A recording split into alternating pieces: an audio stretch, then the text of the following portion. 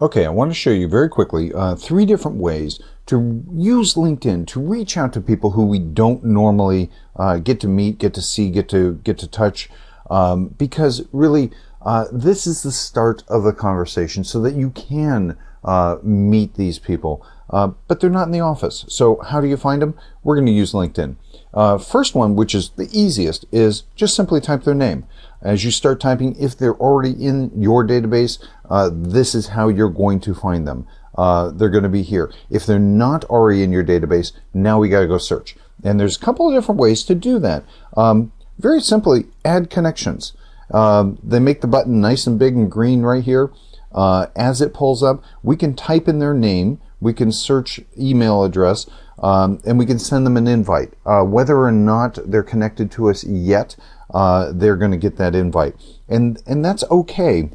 The other way to automate this is to go over here. If you use a web-based system like Gmail, like Yahoo, like Hotmail, where your address book contains all these different names and email addresses, you can give access to that address book to LinkedIn, and LinkedIn will search their database and then match.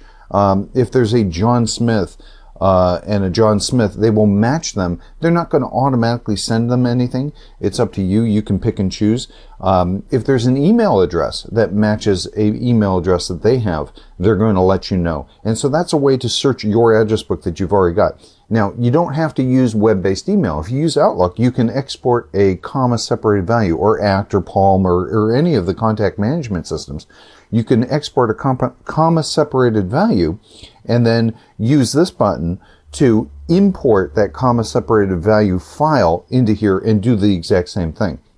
Now, given that, the favorite version that I have, or the other version, this would be the third, is to use this advanced search function. And there's really just a couple of different parameters you have to set. And what I'm going to do is I'm going to say located at or near, and I'm going to search for, let's start with downtown Walnut Creek, 94596. And let's use a 10-mile radius, the smallest radius that they have.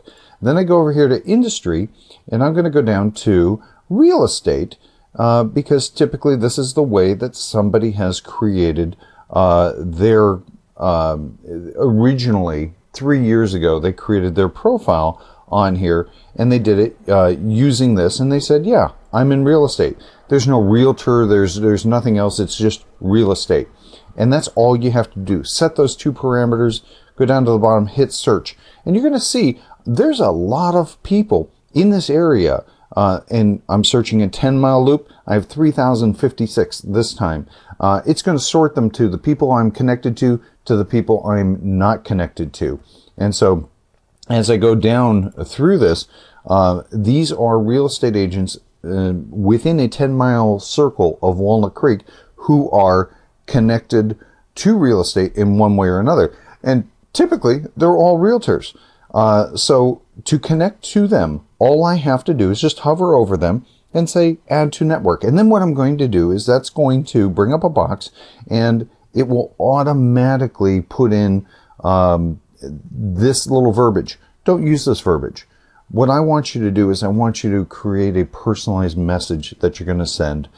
So do that and then say send invitation. You can add literally let's say 10 people a day would be, you could add 100 people a day and start the conversation so that you can meet these people and start forming real relationships and earn their business. And yeah, they're not doing the heavy hitter numbers, but they might be closing 1 deal a month or 2 deals a month, and those are escrows. So get into LinkedIn, create your profile, and go out there and reconnect with the people, or start connecting with the people that you can't find any other way.